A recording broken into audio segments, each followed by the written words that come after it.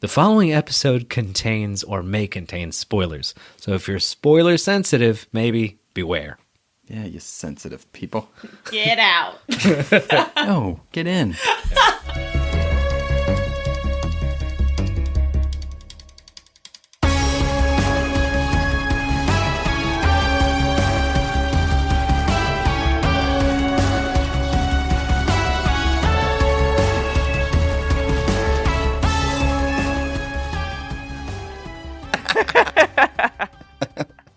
All right. Welcome to the Phantom Zone, 3 fans, 1 podcast, and a sea of comics. I am Noah. I'm Mrs. Kayla. I'm Jared. And we are finally, after years and years, doing a Nightwing deep dive. We were And I supposed didn't even have to hold him at gunpoint to do it. It's true. We were supposed to do it in November, and For my birthday.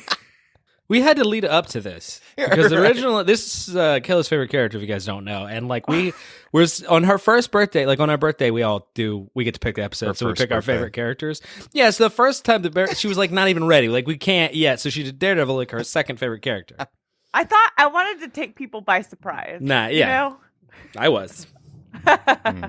I mean, that was true. I think all of us were like, we're surprised you didn't pick Nightwing, but I mean, we had fun doing Daredevil anyway. She was like, we're not even good enough to podcast it yet. We've got to get better at it, and then we'll do it.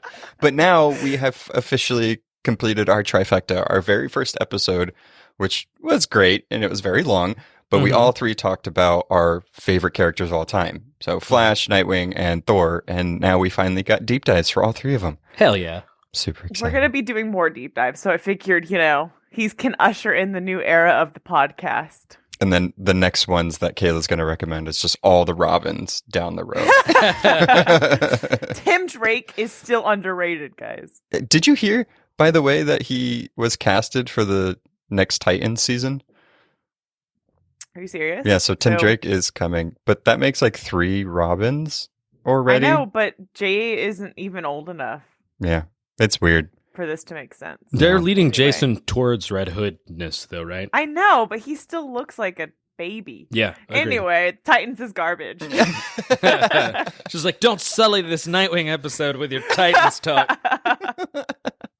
All right, so as always, what we typically do is I will go over their powers or anything else that really talks about the generalness of the character, and then we will get into more specifics after that. So, without further ado, let's get into Nightwing. So Nightwing, or his other names of Robin, Boy Wonder, Batman, Target, Agent 37, Renegade, Red Wing, Talon, or Dick Grayson.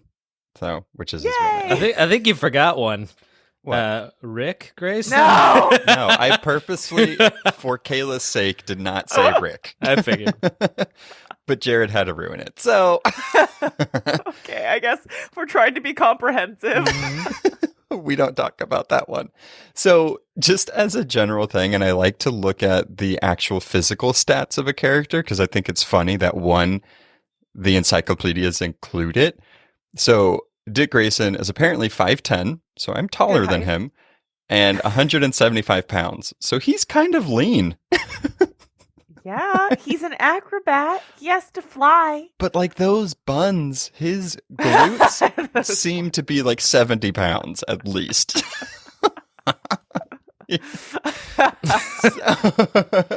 So he is a natural athlete, expert aerobat. He has peak level agility and aerobatic skills. So apparently he is like the greatest acrobat in the DC universe. And the only human on Earth that can do a quadruple somersault. Yep.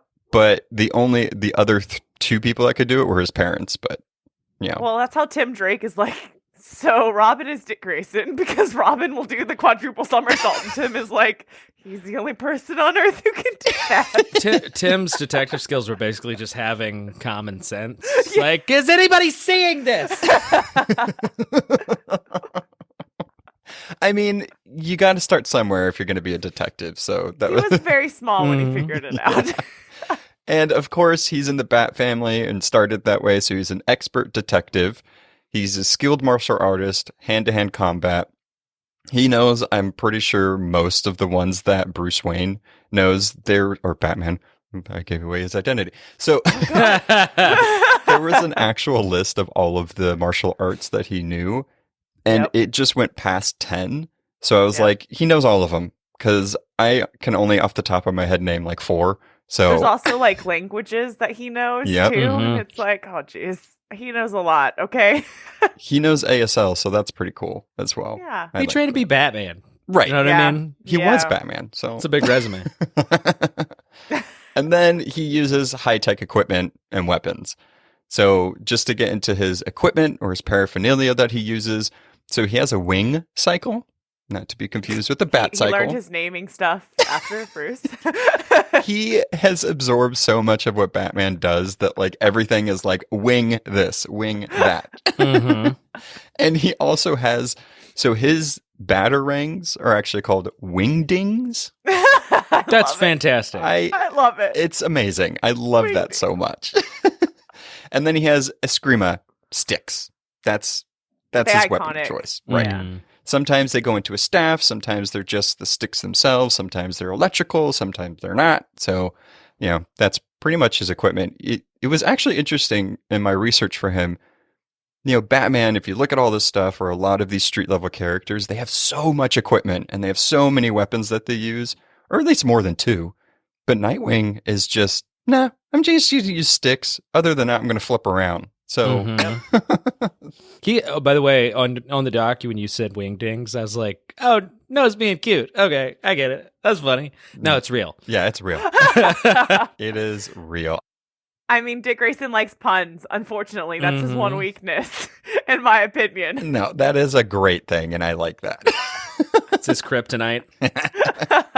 I had to put on the doc, I put wingdings / batarangs just so the other 2 knew what I was talking about. And that's true, by the way. I think the cycle, right, which I didn't even know was you said the wing cycle? Right. Was what he calls it? I didn't even know that, or didn't pick up on it. And the Scream is like, visually, that's kind of what I think of when I think of Nightwing. Like, it's, he almost always has those weapons. I mean, it's not exactly to the Captain America shield, Thor's hammer level, but it's right up there in terms of like, he comes with. He also doesn't, so his sticks, he uses them quite often, or at least on covers and artwork. A lot of people like to use it because that is like his signature weapon or choice of weapon.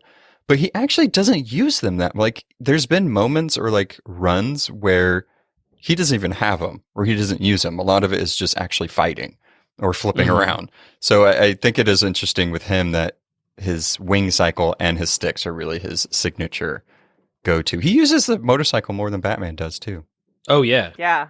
And for suspension of disbelief, by the way, I'm glad he has the Escrimas, because like he'll like fight like Batman, like a lot of like superpowered foes. And it's like he just can't punch somebody with like a steel jaw in the face. So it's good that he has those. And I like that he usually has the taser in the Escrima too, to give him a little edge.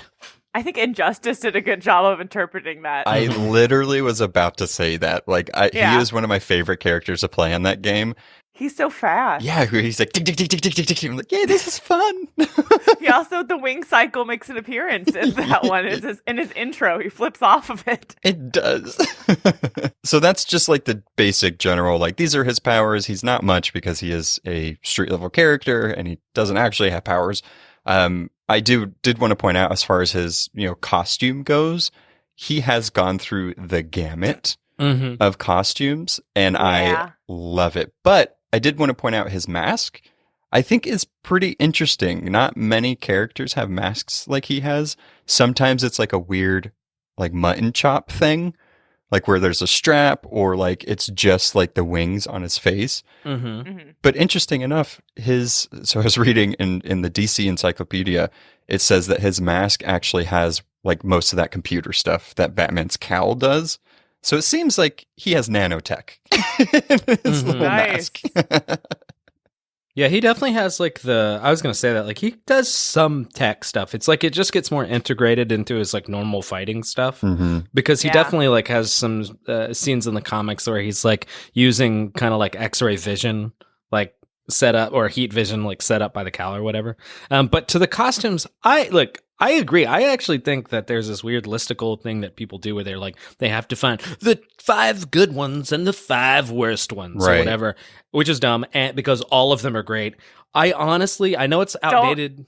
Don't say it. I do. I love that first costume. The disco, it's so good. Disco wing is so bad. It's like such a beautiful design, and I understand he can't have that. I think it's beautiful. It looks great. It's also too much. George Perez and me agree. Okay.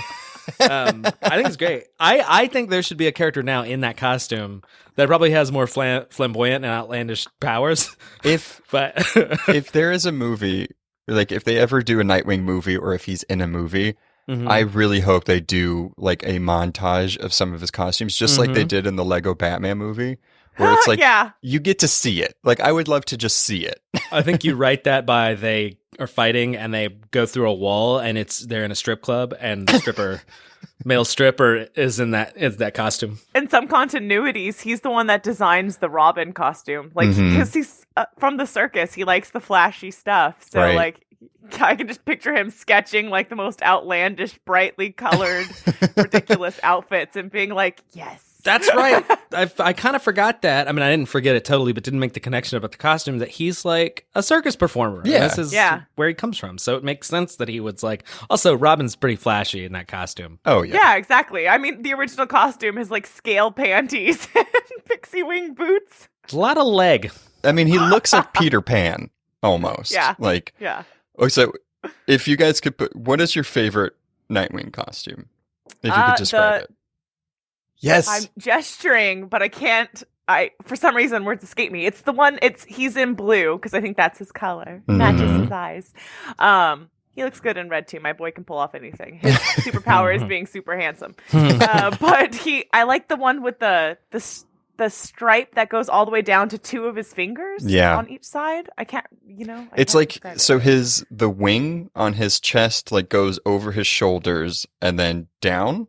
Right? Yeah, and then down to his arms, fingers. to 2 fingers. That's mine too. Yeah, I love that look. I'm not even a whore for like new stuff, really, for the most part. But the Future State costume is badass, in my opinion. I think is it the one with like the helmet? Mm-hmm. And I think it's a good mix where it's got like it looks kind of like fighty. I don't know, it's like combat ready, where it's not, but it's still sleek. Like, because I think, like, in the one of the Arkham Knight game, they give him this really bulky kind of thing that just doesn't make sense for a circus or, like, Olympian kind of character. So, I think this new one is great. And honestly, it drew me to that comic. I was like, I want that comic. I think that's why whenever he gets a little more bulky or he has, like, clearly Kevlar or something on him, I don't typically like it. Because, I mean, it doesn't normally his strategy is don't get hit. Right, exactly. And I got one before we move on, I suppose. I'm curious, like what like just a little word association. Like what do you think of? I mean, I'm almost afraid to ask Kayla. Just because I feel like don't say dreamy, but like what's your sort of first association with the character? Mom Robin. Oh my god, it's been so long since I've heard that. I think I put it somewhere in the doc. For the reader, the audience, the listener. Jared's confused. He has no idea what he's doing right now. I'm sorry, I blacked out. What happened? No, but Kayla's referring to the fact that among the Robins, Nightwing is usually one that sort of like has a more like motherly, parental touch with like he's like the go-between between like the rest of the Robins and Batman. So whenever there's like drama, he's like, Bruce, come on, no children, come on. He's like trying to explain both sides. He's the go-between. Alfred's over there just making lobster bisque, it's fine. And Batman is the dad because he is usually drunk and standoffish and never around.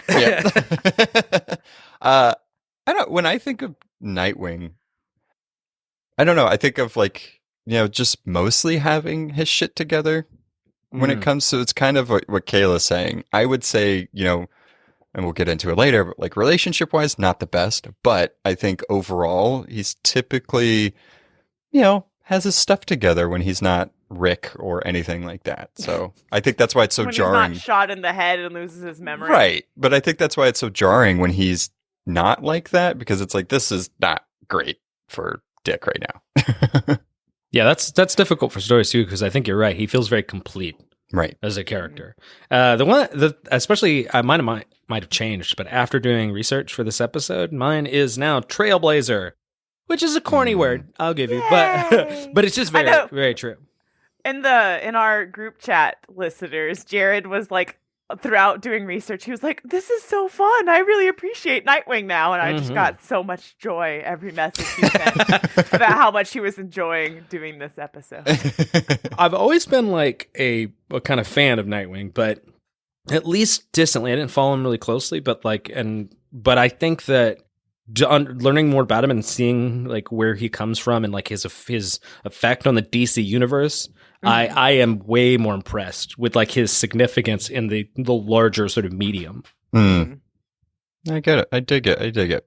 Yeah. So I mean, let's get into more specifics about him and really get to the meat and potatoes of this character. Well, that's my job. I know, but I was introducing it, so I figured I'd use it. Thank you.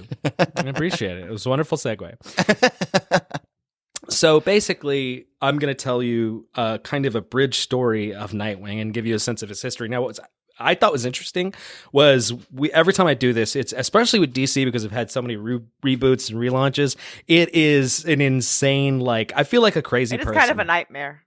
You know those like movies where like the crazy person has newspaper clippings connected by yarn?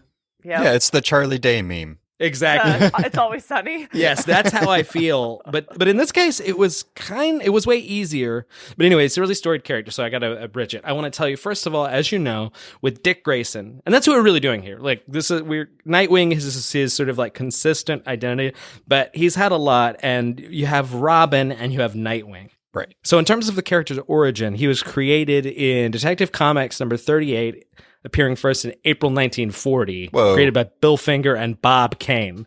He's been there since the beginning. Yeah, so long ago. It's crazy. And he spends 40 or so years as that. And it's not until Tales of Teen Titans number 44, written by Marv Wolfman and George Perez, which I'm going to come back to later because it's an amazing series, that the Nightwing persona is actually introduced. Ooh. And I kind of want to like just say real quick, you can't avoid talking about like that's who he is now. Like, wouldn't you guys say, like, he's certainly Nightwing? Because, like, I feel like with all these relaunches and things like that, they go back to, like, the square one of most characters. Right. But you know that he's evolved because they don't go back to Robin, obviously. They go back to Nightwing. So I think there's that's so many established characters that have been Robin at this point. But no, I agree that, like, Nightwing is tied up in Dick Grayson's identity now. That's just who he is. Yeah. Do you think it's interesting, though, that with the Bat family, so I feel like there's like two characters that can go back and forth between being Robin or something else. So it's like Damian now is kind of always Robin. Mm-hmm. And then you have Tim that I feel like he teeters because I feel like he hasn't really gotten to like the Nightwing or the Red Hood place.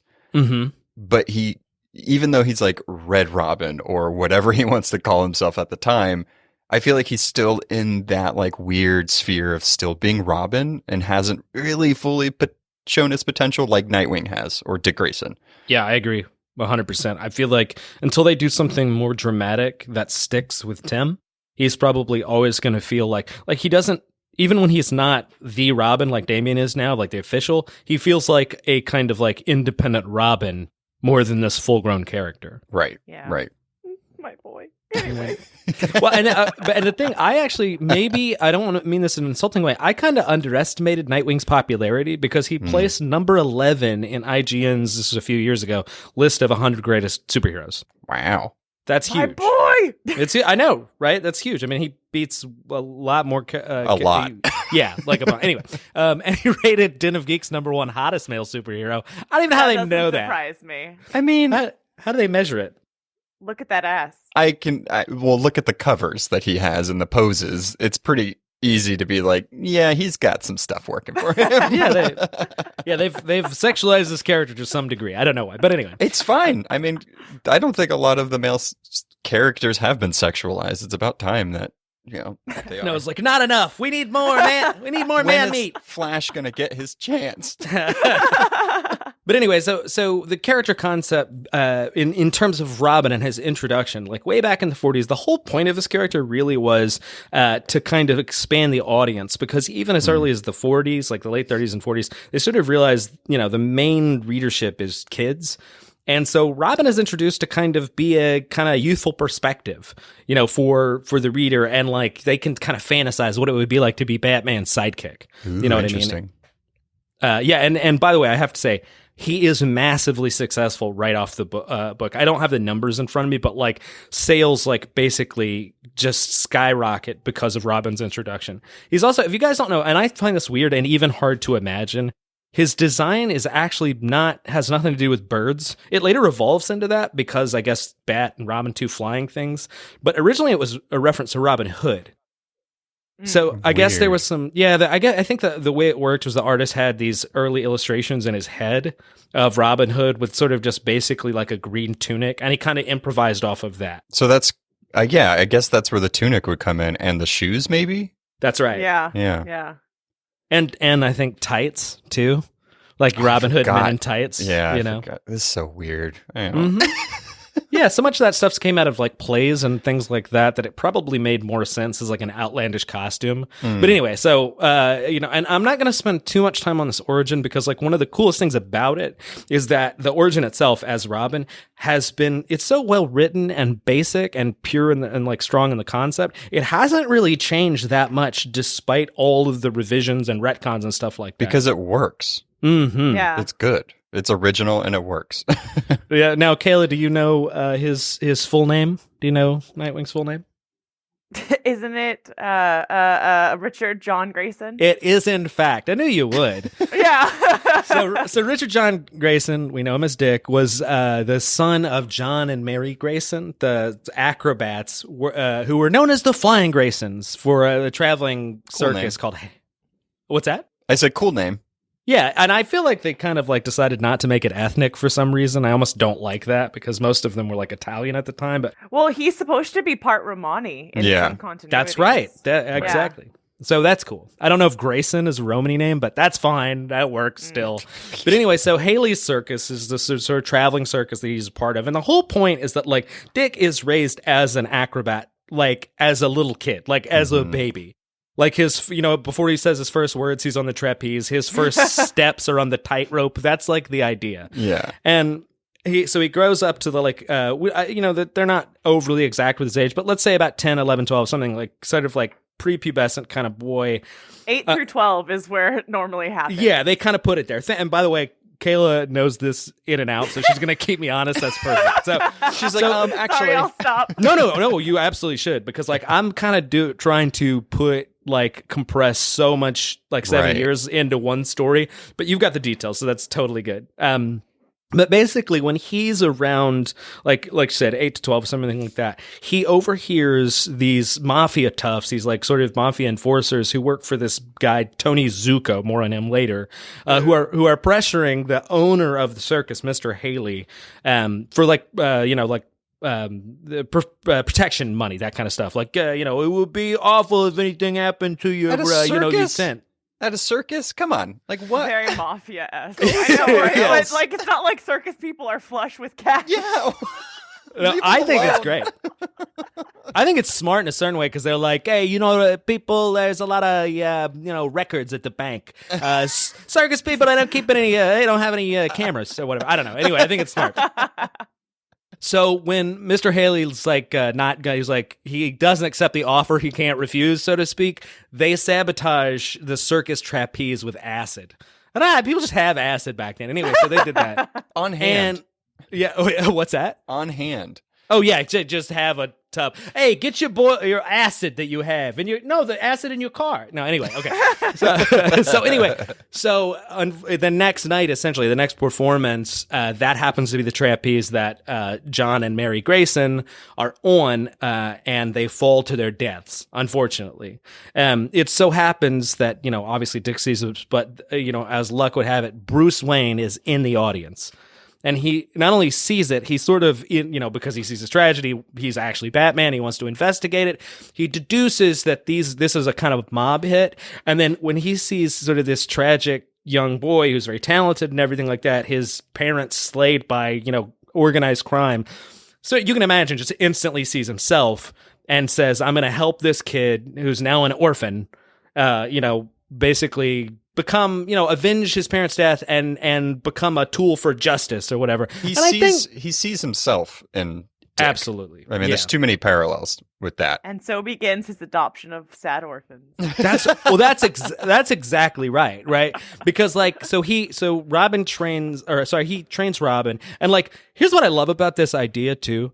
He trains Robin to be his sidekick, and what's really cool about that. So this isn't a natural acrobat, right? Who is even at a young level probably a Olympian level acrobat that then Batman trains as an awesome master assassin and a polyglot and a detective and everything like that. So the point is, he's easy to underestimate. So It's a cool concept of this 12-year-old kid who can kick your ass, because you know what I mean. So I think it's actually in Batman's cynical way, he's kind of a smart sidekick. Also, having him run around in that costume. Yes, it's all bright and flashy. It's supposed to distract while Batman swoops in and takes care of the threat. Absolutely. He's go flip around and distract them. Here, wear this Target. Uniform. And the truth is, from a writerly perspective, you can tell that's the point, which is creating this foil for Batman to kind of fill his darkness. He's this brightly clad, sort of gregarious, swashbuckling character, while Batman is merging with the shadows and everything like that. Totally makes sense.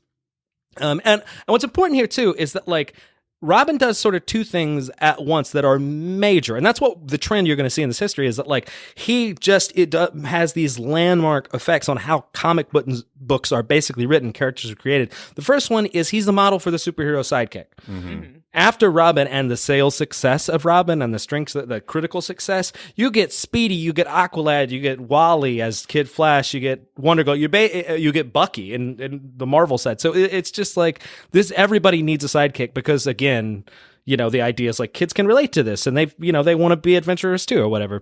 I'm so proud of my boy. Yeah. So trend setting. It also just gave a way to introduce new characters. Absolutely. That when they later figured out these sidekicks could grow into their own heroes and then they can have sidekicks, we found a way to produce superheroes. That's a great point that you've created. I didn't think about that, but you've created a kind of origin machine in some sense. You can't only do it, but it's a good avenue for it. Right. And then the other thing, Kayla mentioned this before, but I underscore it, that this is also the trend of Batman adopting orphans, especially the orphans of kids whose parents were tragically slayed or involved in crime. His collection began. Yeah. Yeah. They all strangely look like him. Yeah. Oh, that is weird. That's the more creepy part of it. But the idea that Batman has a type for his children, kind of weird. He's show me all of your black-haired, blue-eyed boys. My good man, what do you have in a black-haired boy? No, but honestly, they break that mold later, which thankfully they do. The last thing to say just in this part is that the other thing that's important is that, like I said, this is a smash hit, and moreover, it changes Batman as a character in that now they're the dynamic duo. Right. I mean, he gets elevated. He's really more than a sidekick. And at some, over this 30 years or so, every time you hear Batman, you hear Robin next. That's just kind of the deal, to the degree that when they do the smash hit crazy show in the 60s that Noah loves. I actually do love it.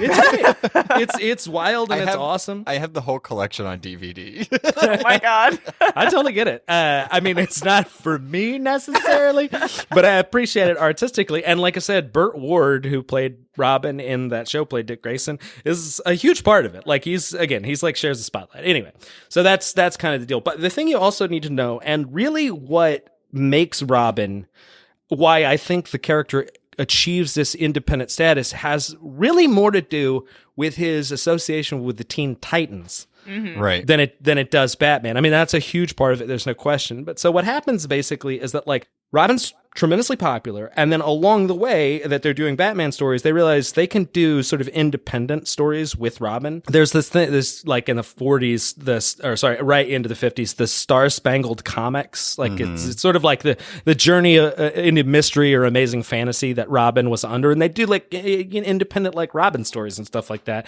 And so he had already kind of established himself as sort of separate. Now they were kind of kiddie stories. You know what I mean? Like he's like, I don't know, foiling the case of the missing cookies or whatever. Right, yeah. You know, it's a little bit more Casper, but either way, it's like they're well selling, and it's they were dipping their toe in the water trying to see if these kids with only like the younger people could sell.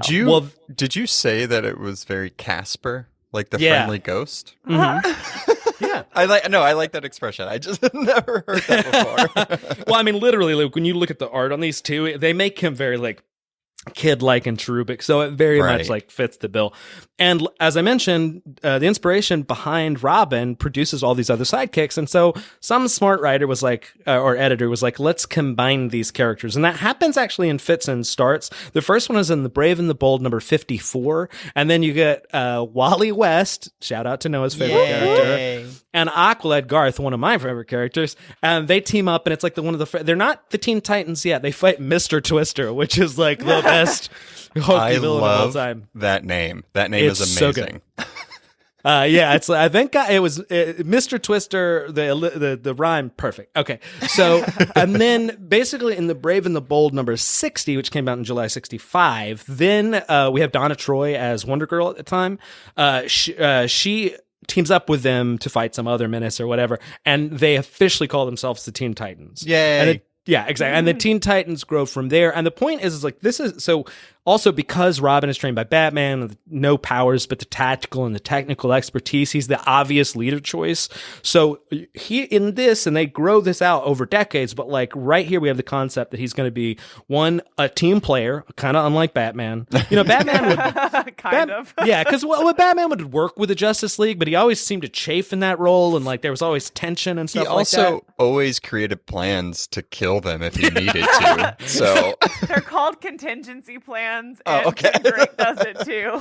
So is this the right time to say that I have one for the Phantom Zone? What? I don't think it would be that complicated. We don't have that many powers, honestly. That many powers? yeah, exactly. We got a few.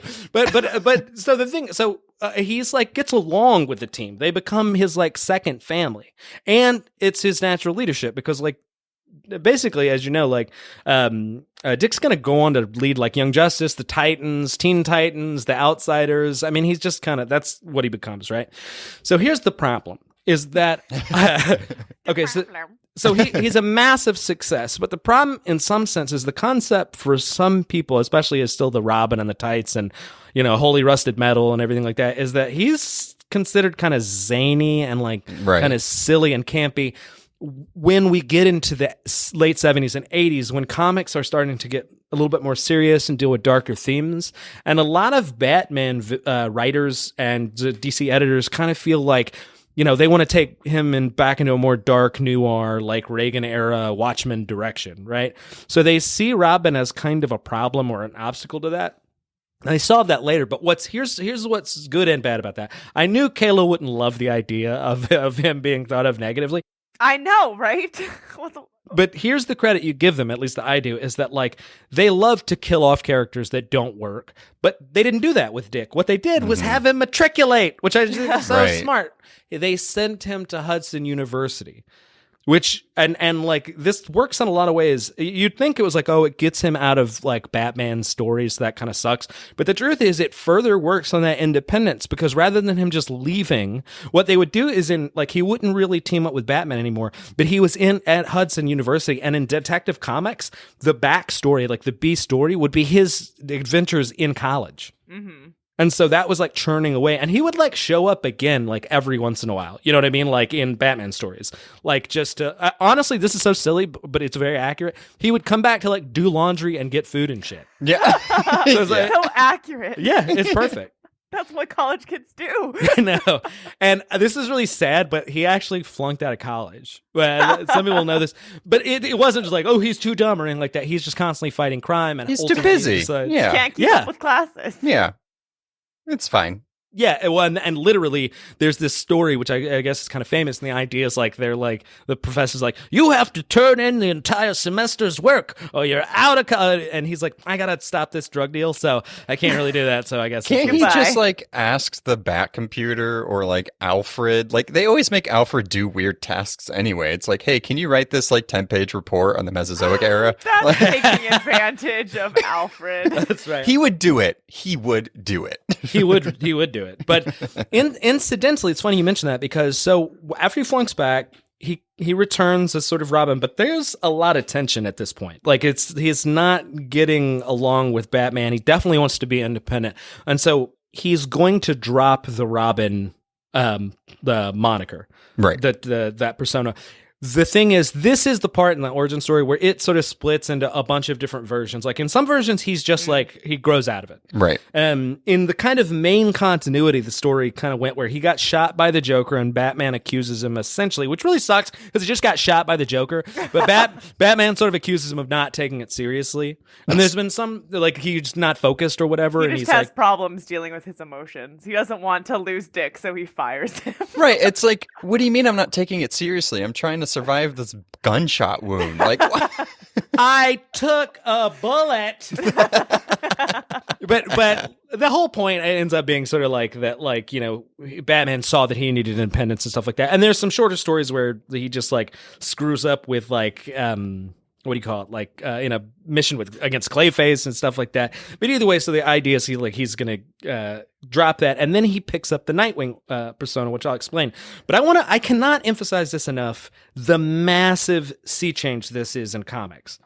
Not only is it a first, but it's going to be this. It opens the door to the option of evolving characters, right? And not just sidekicks, but at all. Because it used to be that if a character was like a sidekick, they just stayed that, and they didn't really have a purpose outside of being like a foil and an extra and a supporting character. It was kind of like they were sidekicks, and then if there was a new sidekick that would come along, they would be like the guy in the chair. That's right. For the hero, they would never evolve into anything else. There's some reasons this happens. It's probably because, one, he's massively beloved and successful. And all the while, those college years and like as comics get more sophisticated, Dick's fans don't want that stuff to all just go away. Right. So there's demand and some desire and everything like that. And also, and I think this can't be understated, and I mentioned this before, The New Teen Titans is a book that basically it's sort of like almost like a soft relaunch of the Teen Titans. And as I mentioned before, it was Marv Wolfman and George Perez, and it is a massive success. It's huge. It's one of the biggest like sort of teen books or like comic books at all. It also cements the Teen Titans as like up there with the Justice League, a major franchise. I have like collections of them. They're still good. Like they still hold up.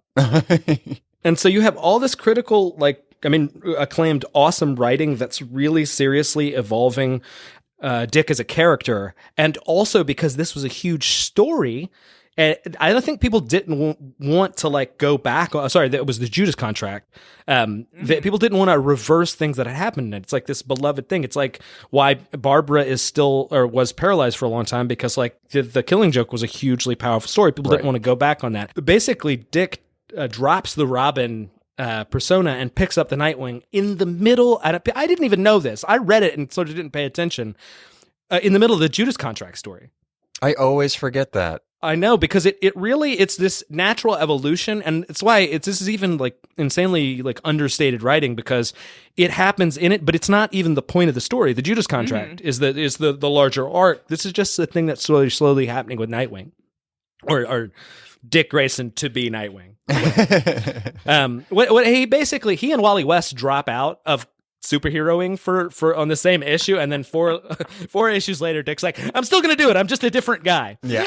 I had to make my new costume. I had to pick the colors. You know how hard that was? Sewing it together. we're almost done here, guys. Anyway, so the other thing to know, and I have to tell you, the Nightwing persona is important and where he gets it from, because it's his connection to his other mentor. You guys know who that is, right? Superman, yep. Right? I mean, it's easy to forget that kind of explains who and what Dick is that he's not just an extension of Batman. He's his own person, but also he's influenced and inspired by Superman. So Boy Scout. Yeah. It makes so much sense. I mean, in a lot of ways, you could just think of Nightwing as like Superman trying to be Batman or something. You know what I mean? That's a good point. That's a good point. Yeah, there are these sort of different stories in the sort of like the latest version, which I actually like a little bit less. It's cleaner, but it is that when Dick leaves the mantle of Robin, he hangs out with Superman for a bit, and Superman just tells him about this like story of this Kryptonian like masked sort of figure, sort of almost mythological figure who was, you know, fought crime, and his name was Nightwing. And Dick, looking for a new hero identity, sort of picks that one. Okay, so that's not bad, but the original one is so much better. And there was an element of I didn't even know about that. It's like that's the whole thing. It completed the whole thing, and this is it. So the idea is that this goes to Superman mythos. There was a bottled city. I don't know why there's bottled cities. You don't say. We'll say, yeah, exactly. So the idea is that Brainiac, you know, was a collector of things, the Superman video or villain, and he wanted to save Krypton, knowing that, or parts of it, knowing that the whole thing was going to blow up. So he bottles one of their cities, the city Kandor, and sort of keeps it. Later on, Superman discovers it, and oftentimes Superman would go into the bottle city to like rediscover Kryptonian stuff and have adventures in there. The thing is, this is the catch: he doesn't have powers in it. He's just a regular Kryptonian. But the issue is that he and Jimmy Olsen gets stuck in there, and one, of course, it's Jimmy Olsen. Of course, and they run afoul of like the local law enforcement, and they're stuck. So they're like, we should be vigilantes and masked sort of heroes to hide our identity, and they are known as Nightwing and Flamebird, and they're inspired by Batman and Robin. So it's oh my god, is Flamebird the redhead? Yes. Yeah, in this case. Yeah, exactly. Of course.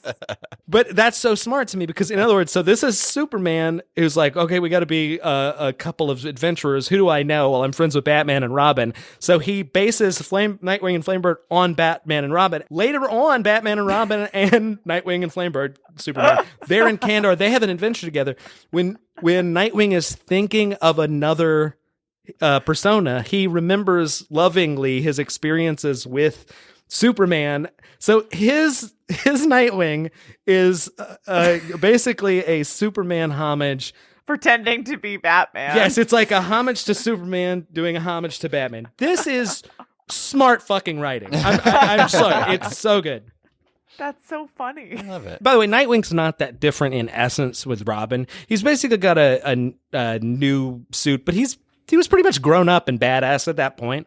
And he's sort of like a kind of like one of the premier street level superheroes at this point. To cement this idea that Nightwing is an independent character from Batman, he ends up going to Bloodhaven, which is like Oakland to San Francisco. The whole point is it's sort of like this crappier. It makes Gotham look like Metropolis. Like that's how bad it is. I like how he picked a worse city, but it's still nearby. Yeah.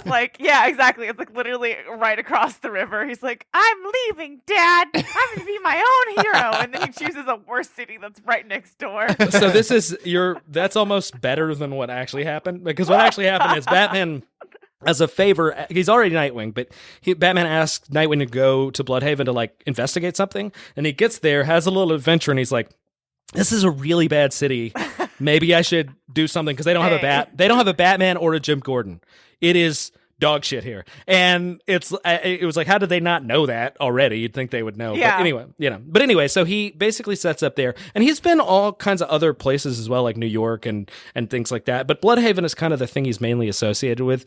And the last major thing I'll say about him is that he's also, Dick Grayson is known as, I think, the only person to fill in for Batman to any success at all. Or at least for more than like one issue. Other people have tried and have been really bad at it. Yeah, he has like a whole run, and it was good. That's right. Absolutely. So there was two major times. One was after the Nightfall episode where Bane broke Batman's back.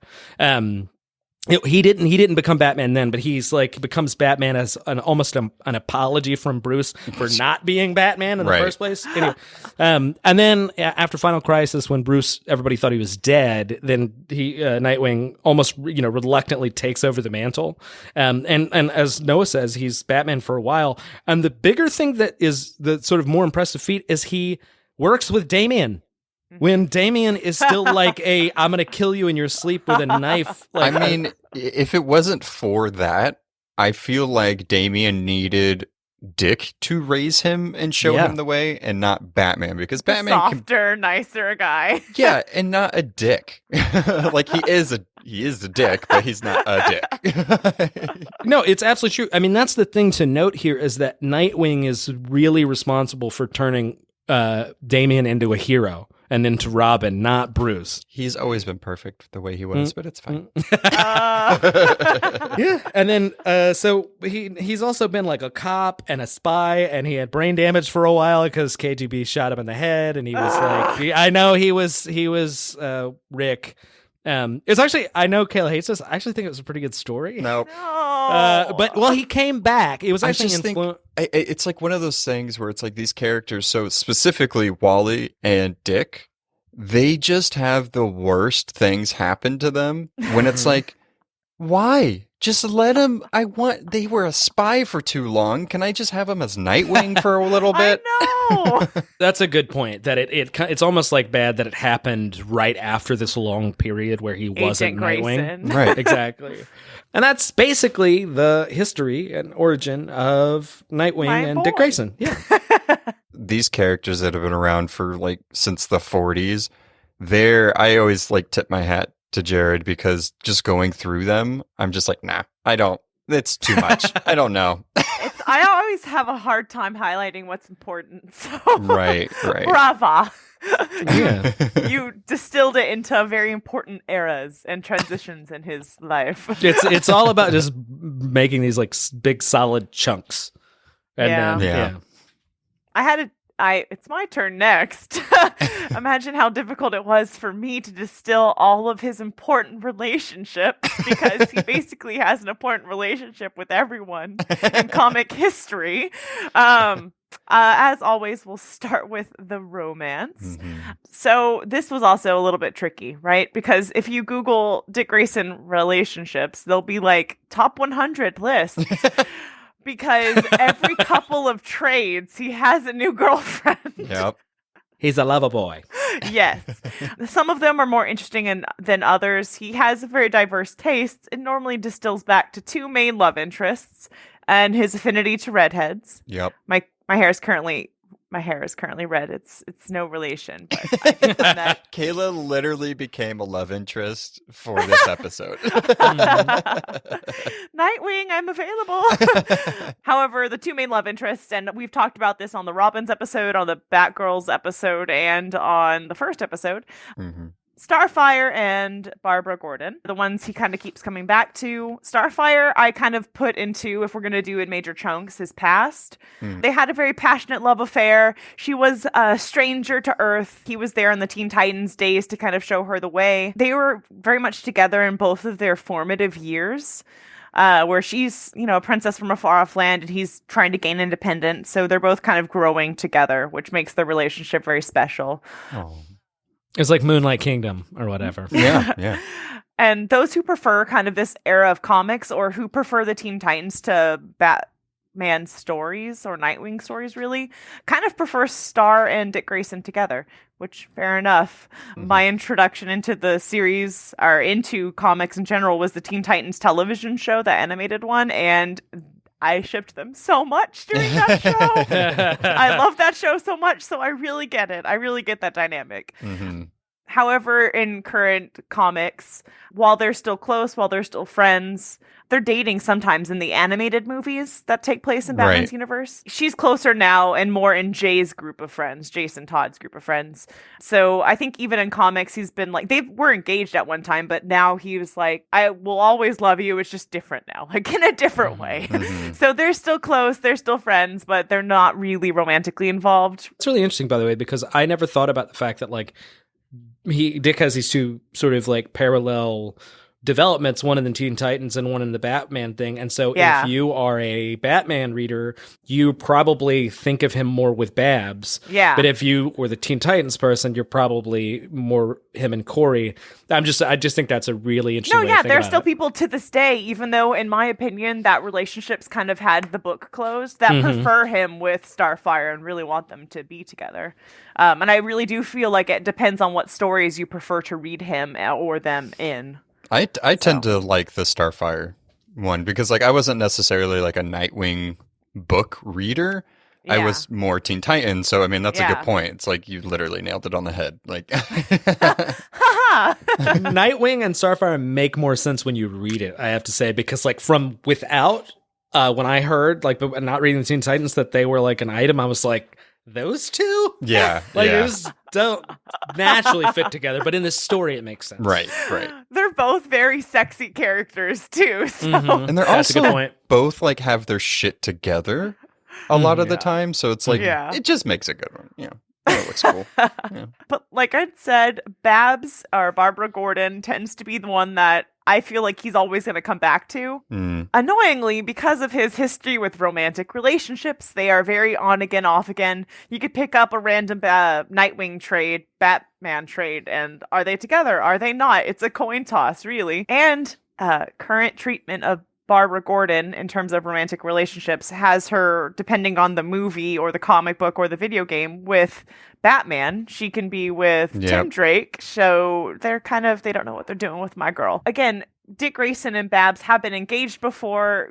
Barbara Gordon, in current continuity, still has the ring. So he promised when life settles down, when they're in a better place. That I know, right? This feels very much like Bruce's relationship with Selena Kyle, kind of, because they're like, that's the one they're always going to go back to. But they're like, in a different time, in the future, I'm going to propose again. Yeah, when there's no more crime. It's going to be perfect.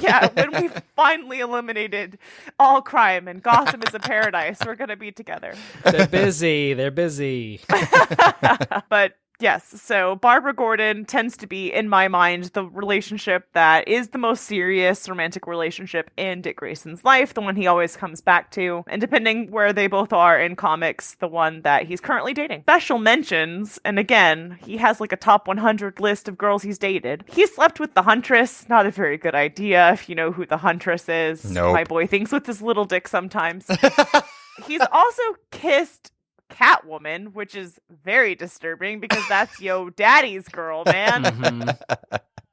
Yeah, so he's dated tons of people. I think right now he's dating someone named Bea or Bea. I don't know how to pronounce it, but very gorgeously designed. They met in the Rick storyline. Yeah, they did. Yeah. We get it, Jared. You like the Rick storyline.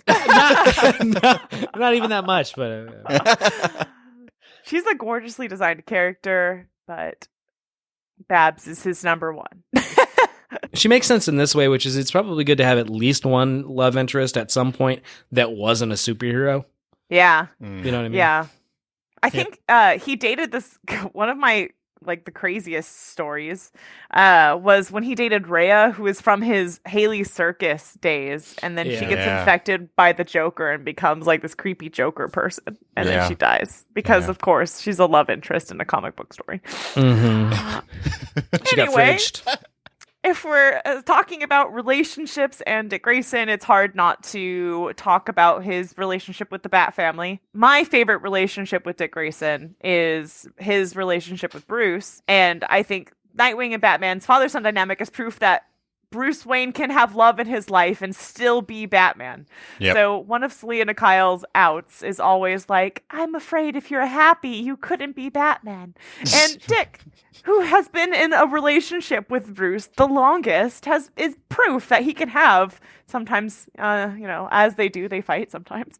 Right. But he can have stable, solid, a good relationship in his life and still be Bruce Wayne. In fact, you could argue that he's better when he has people in his life. But I mean, they've known each other for 80 years. Yeah, exactly. Not really in comic canon, but in That's real true. life, in our life, yes. I feel like that whole thing with Selena Kyle and him is they always tend to have that conversation when they're in bed. And it's it's pillow just talk. it's just that thing of like they just don't want to leave the bed when they're hanging out, and it's like just get up and go be Batman. Like stop making excuses. Or at least go to 7-Eleven and get some orange juice. Jesus, get out of bed. At this point, Dick Grayson is kind of Batman or Bruce's right-hand man, his lieutenant in the Bat family, who, like, if he's busy or if he's doing something else, Dick is the one giving orders to the people below him in ranks. And like I said, this is kind of my favorite relationship. I find it the most interesting dynamic that Bruce or Dick really have. So I'm really fond of this relationship, and I will always encourage you read The Court of Owls to kind of have it written down on page to distill what that dynamic is really like. Moving on to the second oldest Robin.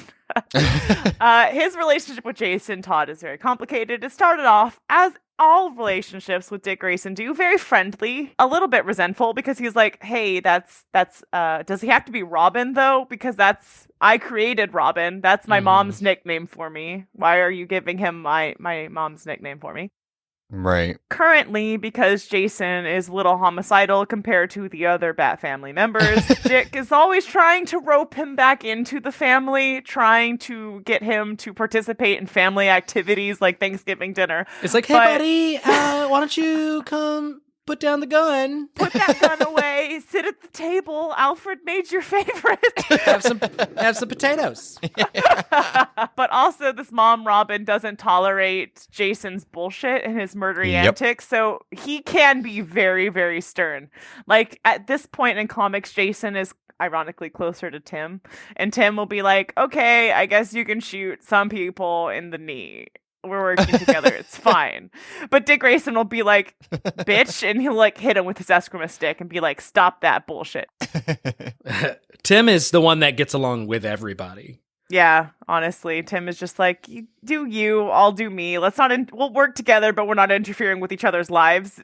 Dick has he's trying to really like mold Jason into a better person, and that is obviously met with some resistance. His relationship with Tim, I feel like, is the most traditionally brotherly. So they have a close relationship, closer to what real life brothers would have, especially I can't remember what the specific comic is called, but right after Jason is killed and Tim is trying to become Robin, Dick comes back and is like there with Batman as the go-between with Tim, going like, treat this kid well. He would be such a good Robin. What are you doing? How many of these Robins are you gonna kill?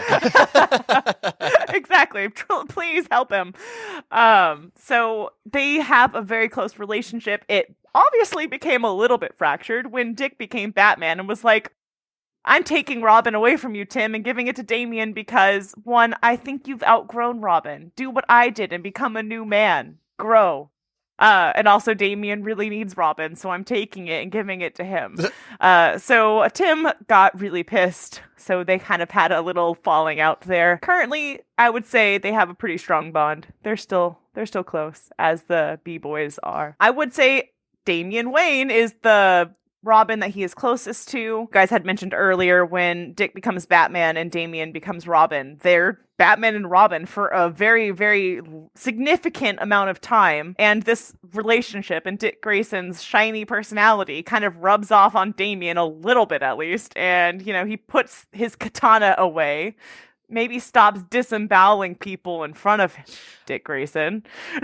I think it's because Damian thinks all, nice people are weak, and Dick is the first person that he's around that is a bona fide badass, but is also nice. Yeah, exactly. He's a kind person, and on the surface, I wanted to put this in italics, Dick is the only Robin that Damian tolerates. So the reason they're so close is because Damian doesn't like, I'm doing air quotes here because Damian has a very complicated personality. He doesn't like Jason or Tim. Yeah.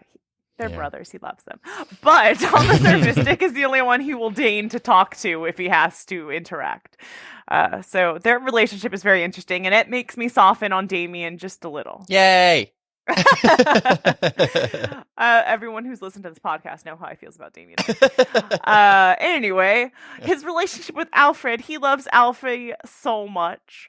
I love this because they're basically the 1-2 punch that knocks Bruce out of his head and back to his senses. Like, if Bruce is like in a really dark place, it's normally Alfred or Dick or both that are like, hey, stop that. Come back. What are you doing? You have a whole family and a whole city to take care of. And Alfred's move is sarcasm. Yeah. And Nightwing is cheeriness. Yeah. So Alfred says like a silly comment, and then Nightwing's like playing with string. Okay, I really want that to be drawn out on camera. That's your job now, Jared, because that's amazing, and I want to see it play out. Some cute things that have happened. At one point in the comics, Dick buys Haley Circus to save it, and he puts on his first show. Alfred, he doesn't tell the Bat Fam really, because he's just like, they're busy, saving Gotham, saving the world. Alfred shows up. He finds out. He keeps track of his grandchildren, and shows up, and they have a sweet moment, and they hug. So Alfred's there to support Dick and Haley Circus, and also in the most recent Rick storyline. When he's really going back and forth on whether or not to be Nightwing again. So it's after he's kind of regained his memory a little bit, but he's like, I don't know if I want to be Nightwing. And of course, Bruce doesn't have a soft hand. He's like, you're nothing without Nightwing. In his way, he's like, you won't be complete without being Nightwing, Dick, please. But of course, it comes out with like, you're stupid and worthless if you're not Nightwing. And he's like, whoa, man. Alfred comes, and his memory of Alfred is what actually convinces him to take up the Nightwing mantle again, which I thought was super sweet and solidifies Alfred's place in the Bat family. I'm very soft on Alfred. Bruce might have been projecting just a little tiny bit. As he does. Yeah, you're nothing without your costume. It's like, Bruce, come on. I think that's normally in a more stable place, Dick is able to sift through Bruce's like lost in translation bullshit and be like, oh, what he actually means is this. I was also thinking that like it's like these are his two dads. It's like he has two they're not gay, but it's like two dads that he has. And it's like I was also thinking there's not enough feminine energy in this family. There's not enough women in it. Yeah. And so Nightwing had to become one. Yeah. Not an actual woman, but he had to have like maternal energy. You have to, Robin. Everyone in the DC universe loves Dick Grayson. He has a relationship with everyone. Yeah. If Dick Grayson meets someone in comics, if they're not an asshole to him, he's their friend. Anyway. I wasn't joking when I said most people like Dick Grayson. So that paints a really good picture of who Nightwing is relationship-wise with everybody. So now, time for the opposite of good relationships to some Nightwing villains. So this one was hard in the way of like, he doesn't necessarily have his own villains. A lot of the villains came from him being Robin to Batman. So you got the Joker and you got all of his villains that know Nightwing and hate him just as much. So I really picked ones that I would like to see in a movie, smart. If it was like a Nightwing movie. So you can't have a Nightwing movie or an origin movie without Anthony Zuko or Tony Zuko. So as Jared had just mentioned, he was the guy that really set up the hit on his parents and killed them. So the origin of that was slightly updated in the New 52.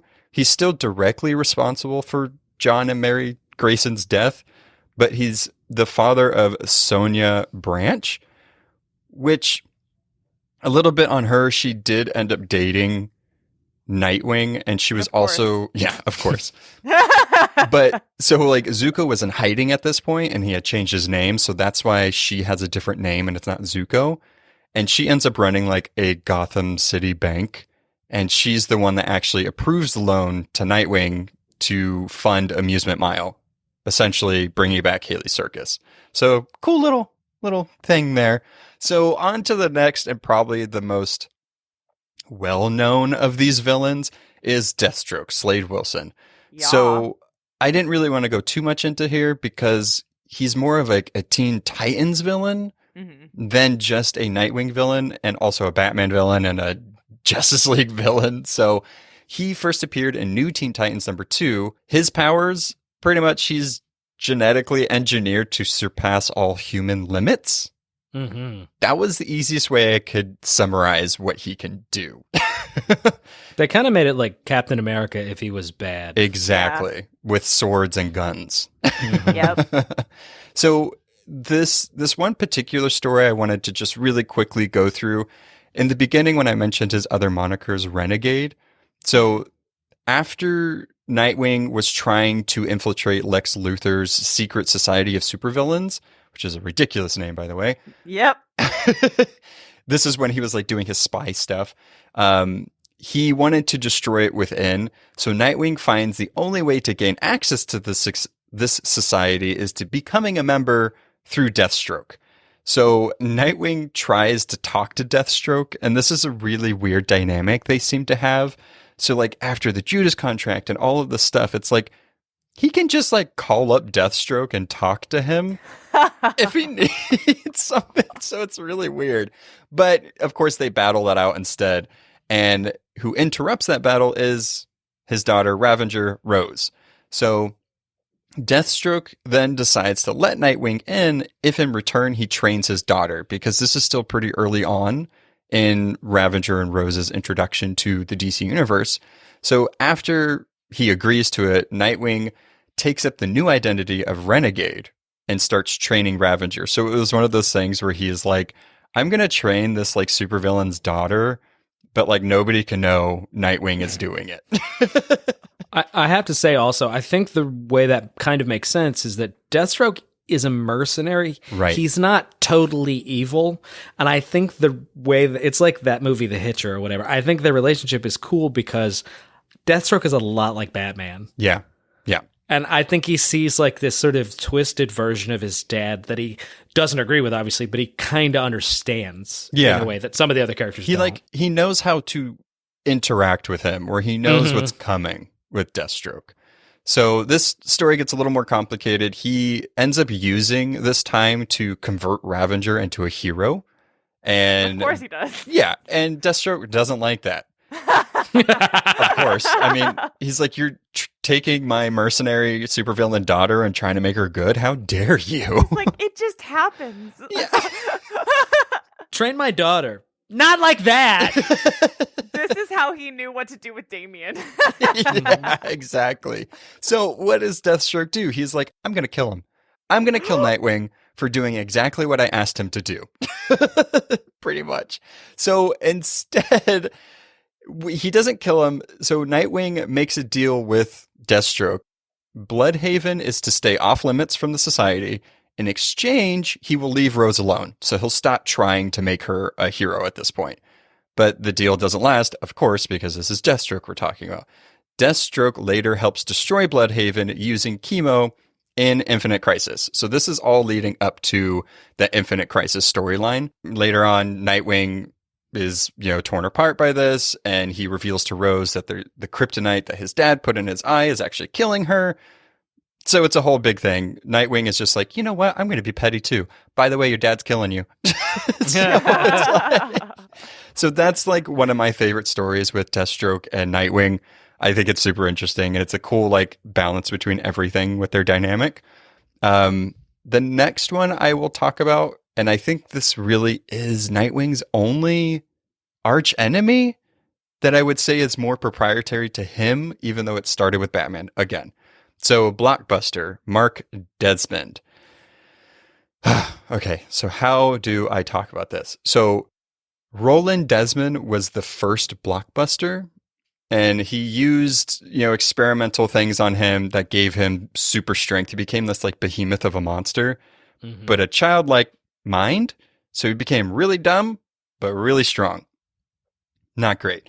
So this Mark Desmond, his brother, first appeared in Detective Comics number 345 and Blockbuster Invasion of Gotham City. Roland was the second one to use that name. The name was used by his brother, but after he was, he had a severe illness, he was forced into the same experimental treatment as his brother and became the second Blockbuster. So why didn't they just fix the treatment? I mean, this is the second time it's happening. Because comics, moving on. Right. But so Desmond was a little different than his brother. So he became obsessed with going above his debilitated intellect. He's like, I want to keep the strength, but I still want to be super smart. But it's like the thing giving you strength isn't really giving you smarts. So whatever. He decides to go to the demon Neron, who gave him genius intellect. He then began to revive his criminal career by causing chaos in Manchester, which was stopped by Impulse. So that also brings in the ties with people that were in Teen Titans. Desmond later moved to his mother hometown, Bloodhaven. Wouldn't you think about it? No. Why would anyone move there? Well, I mean, he wants to be... So interesting that you say that. He wanted to do that because he felt like if he could take over a place that was worse than Gotham, he can then go to Star City, Gotham, Metropolis, and do the same thing. If I can take over Bloodhaven, it's going to be cakewalk from here.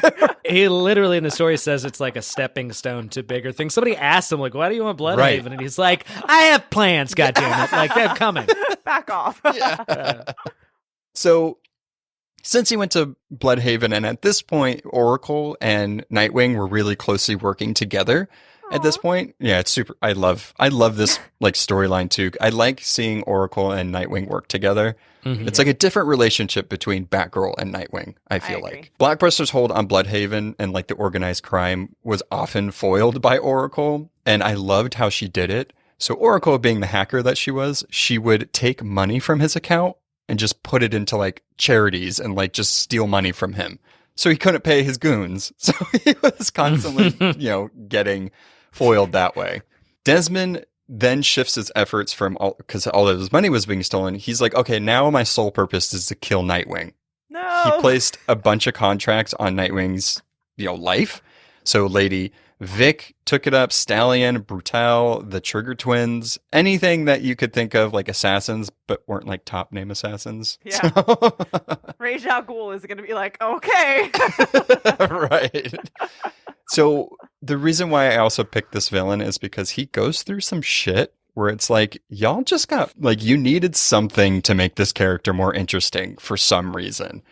He developed albinism, so he was albino, and he had a heart defect.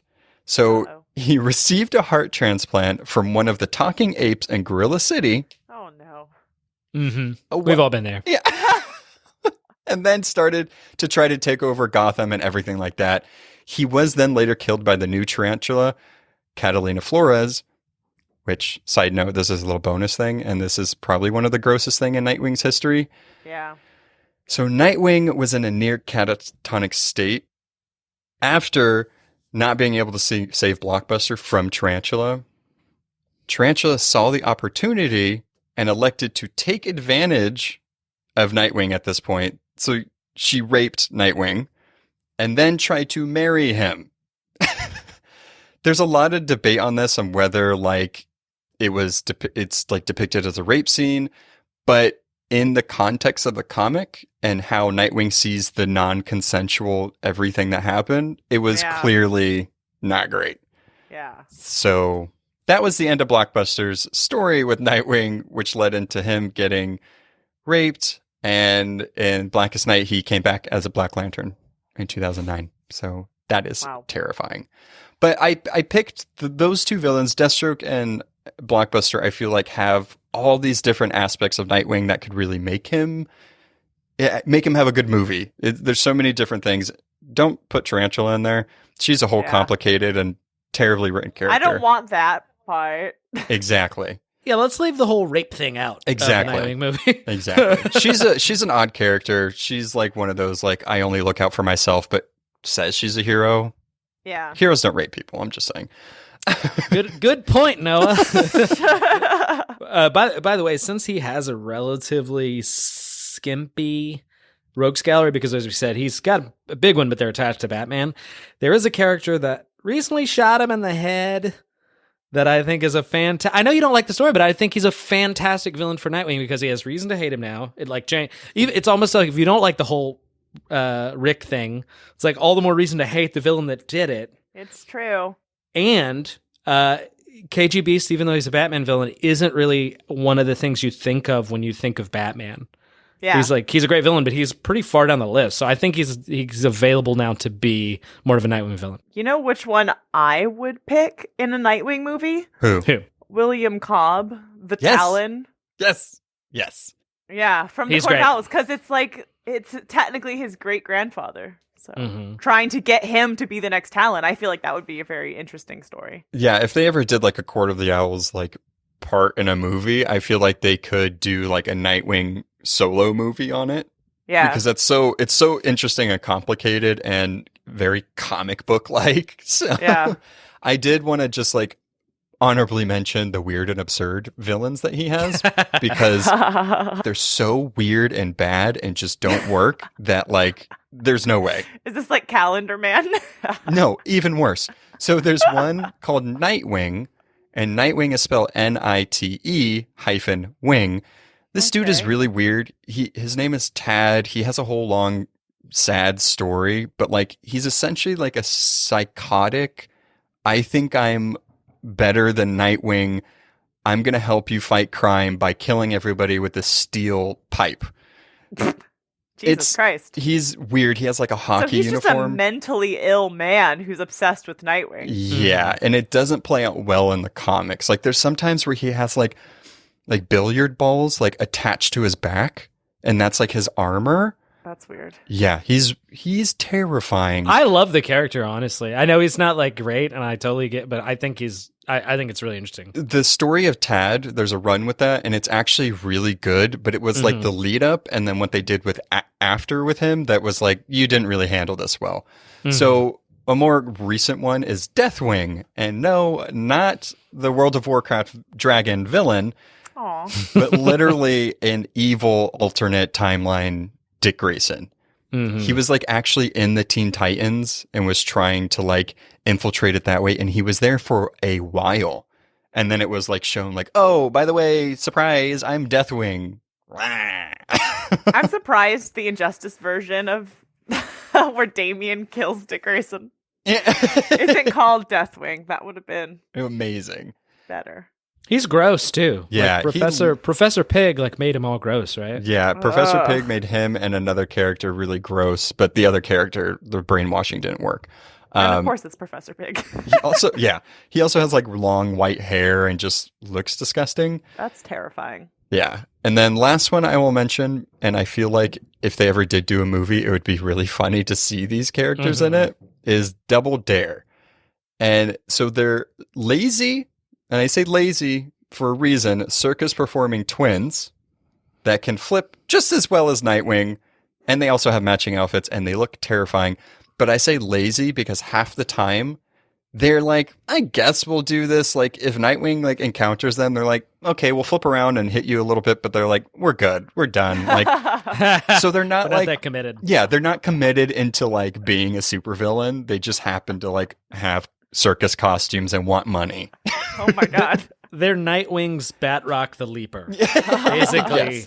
I actually think they're great because I think every character needs like these like B-level villains to sort of show up and be a distraction. And they are actually visually really fun because like Noah mentioned, they can keep up with him as far as the agility and the bouncing around. So it makes for cool panels. Drawing those panels would be fun. I'll post a picture of one of my favorite scenes of a Nightwing, like a paint or artwork of it. And it's with them. And it's just so like you can tell everything about Nightwing from this one picture. I just love it. I love it because it's like with Deathstroke, it's like, oh my God, he's terrifying. I can't believe he's back. But with these two, he's like, God, these guys? Are you serious? Again. Right. He's like annoyed. Yeah. So those are like the villains that I felt like it was worth mentioning. It's kind of hard because, like I said, most of his villains are Batman villains. And they have some stories with Nightwing, but they're not like, this is Nightwing's villain.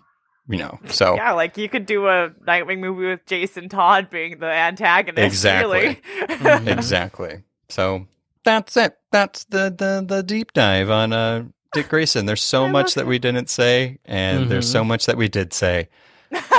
But, all right, so read him recommendations. We haven't done one in a while. This is so hard. It is very 80 hard. years Agreed. of comic book history. How do you choose one that highlights the beautifulness that is Dick Grayson? I know. All right, so I'll kick it off since I was just talking. So I'm going to pick Nightwing Volume 6, The Untouchable. It's by Sam Humphries. Bernard Chang did the artwork. This one is really good because I feel like it shows... It's more current so it's a little easier to get. You don't really need to read the prior 6 volumes for this, because this is when like a story was starting itself. So it just, I think it shows a good picture of like the last 80 years where Nightwing is now.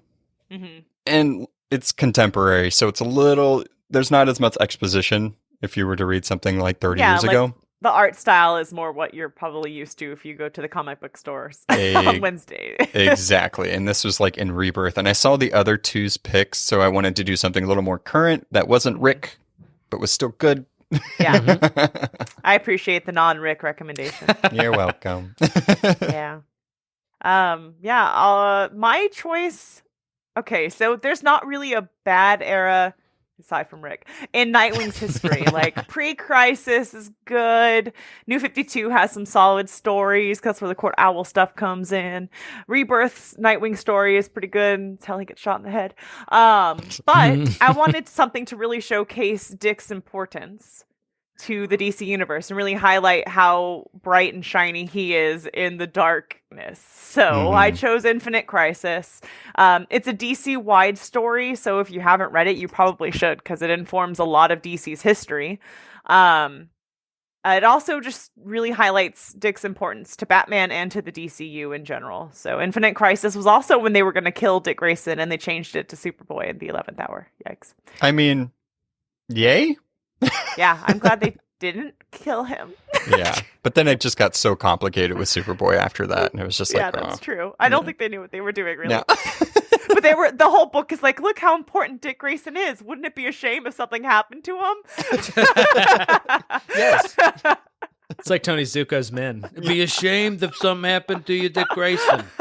Those ropes don't look too sturdy. Get the acid. And then they're like, yeah, he's fine. We killed Superboy. JK. I feel so bad for Connor. Honestly, I love that character, and I feel like he's just been left to rot. But anyway, so I picked because, like, I don't even know if this is my favorite Nightwing story. I don't think it is, but it's the one that if you aren't familiar with Nightwing, it'll kind of catch you up, and it gives you the whole, like, short history, almost like I tried to do in this episode. It's Nightwing Year One by Chuck Dixon and Scott McDaniel. And the Year One series for DC, Marvel has Season 1. Similar series. I actually think that they've all been pretty good. The ones I've read. I read the Green Arrow one's fantastic. They're just really good at summarizing these stories. They're not exactly canon. Right. So they sort of like retell the story in a slightly different way, but it gives you a good idea for the essence of the character. And Chuck Dixon and Scott McDaniel are also, if you don't know, this team that worked on Nightwing for a long time. Yep. And I really associate their work with him, and I think they do a fantastic job of keeping both like the excitement and the kind of like uplifted aspect. Mm-hmm. I think I really like it. So check that out. Yay. Finally did it. We did it. That was a good one, guys. Yeah, so let us know what you love about Nightwing and anything else that we talked about. And see you next time. Or hear you next time? That's the correct way to say that. I don't know. Be with you next time. Yeah, we don't really hear them. They hear us. So I don't know how to phrase this. Yeah. Right. Bye. Thanks for listening. Follow us on Facebook, Instagram, or Twitter at The Phantom Zone Pod for more podcast updates.